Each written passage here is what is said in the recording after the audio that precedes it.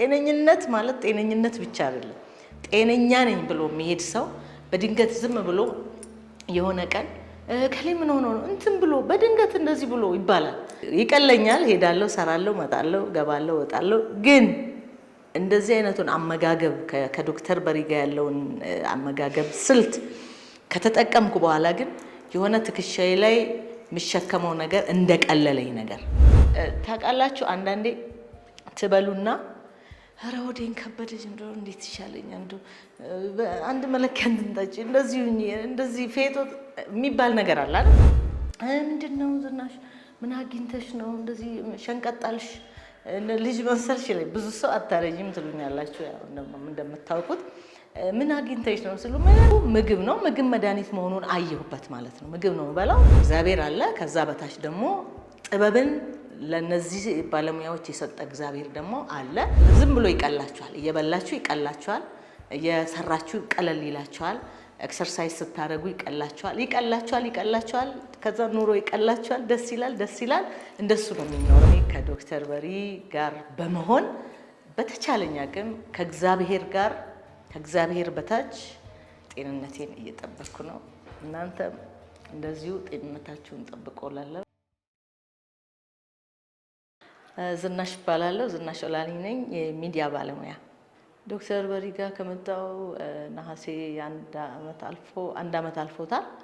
ወደ ሁለተኛው አመት እየተጓዝኩ ነው ማለት ነው።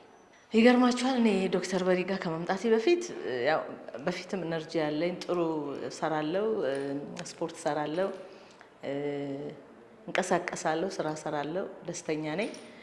ግን ምንድነው መሀል ላይ እድሜ እየጨመረ ሲሄድ ኪሎዬ እየጨመረ ሲመጣ ትንሽ ስጋት ገባኝና ዶክተር በሪን ስሰማው ሄጄ አማከርኩት። ሳማክረው አመጋገቤን አስተካከለልኝ። ከዛ እሱ በሚለኝ መልኩ በስርዓት ዲሲፕሊን ዶኜ መጠቀም ጀመርኩኝ።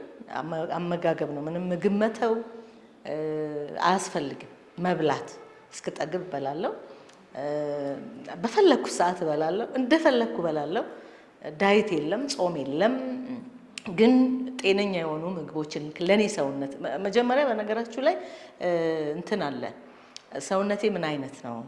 ደሜ ምን አይነት ነው? በሽታ አለብኝ ወይ ከዛ በፊት?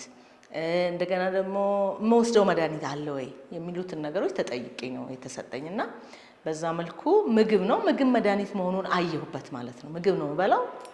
ስጋ በላለው፣ አሳ በላለው፣ እንቁላል በላለው፣ እንደፈለኩ ነው በላው። ጓደኞቼም እየሰማችሁኝ ከሆነ ታውቃላችሁ። ያው እኔ የምመገበው ምግብ አብረን ነው የምንመገበውና የፈለኩትን ተመግቤ ግን ደግሞ ጤንነቴ ተመልሶ ኪሎ ቀንሶ ትንሽ ሆዴ አካባቢ ፋት ነበረኝና እሱ 4 ኪሎ ቀንሶ ወደ ጤናማ ኪሎ የሚባለው ከኔ ቁመት ጋር ከኔ እድሜ ጋር የሚሄድ ኪሎ እንዲኖረኝ አድርጎ መክሮኝ በሱ መልኩ ተጠቅሜያለሁ። ለውጡ እንዴት ነው? ከዛ በፊት ከዛ በኋላ ጤነኝነት ማለት ጤነኝነት ብቻ አይደለም። ጤነኛ ነኝ ብሎ የሚሄድ ሰው በድንገት ዝም ብሎ የሆነ ቀን ከሌ ምን ሆኖ ነው እንትን ብሎ በድንገት እንደዚህ ብሎ ይባላል። እሱ ነገር እንዳይመጣ መጠንቀቅ ማለት ነው። ከእግዚአብሔር ጋር እግዚአብሔር አለ። ከዛ በታች ደግሞ ጥበብን ለነዚህ ባለሙያዎች የሰጠ እግዚአብሔር ደግሞ አለ። ለነሱ ጥበብ ሰጥቷል። በዛ መልኩ መከታተል ማለት ነውና ይቀለኛል፣ ሄዳለሁ፣ ሰራለሁ፣ መጣለሁ፣ ገባለሁ፣ ወጣለሁ። ግን እንደዚህ አይነቱን አመጋገብ ከዶክተር በሪ ጋር ያለውን አመጋገብ ስልት ከተጠቀምኩ በኋላ ግን የሆነ ትከሻዬ ላይ የሚሸከመው ነገር እንደቀለለኝ ነገር ታውቃላችሁ። አንዳንዴ ትበሉና ኧረ ሆዴን ከበደኝ እንደው እንዴት ይሻለኛል እንደው አንድ መለኪያ እንድንጠጪ እንደዚህ ፌጦ የሚባል ነገር አለ አይደል? በልታችሁ ከብዷችሁ እሱን ነገር ነው ያጣሁት ማለት ነው። ልክ ዝም ብሎ ይቀላችኋል፣ እየበላችሁ ይቀላችኋል፣ እየሰራችሁ ቀለል ይላችኋል፣ ኤክሰርሳይዝ ስታረጉ ይቀላችኋል። ከዛ ኑሮ ይቀላችኋል፣ ደስ ይላል። እንደሱ ነው የሚኖረውና ያየሁት ለውጥ ይሄ ነው። ደስተኛ ነኝ። እመክራለሁ ለሰው ባገኘሁት አጋጣሚ እንደዚህ ሚዲያ ላይ ከመውጣቴም በፊት ምንድነው ዝናሽ ምን አግኝተሽ ነው እንደዚህ ሸንቀጣልሽ ልጅ መሰልሽ ላይ ብዙ ሰው አታረጂም ትሉኛላችሁ። ያው እንደምታውቁት ምን አግኝተሽ ነው ስሉ ምንም ምግብ በላ ምንድነው የምትበይው?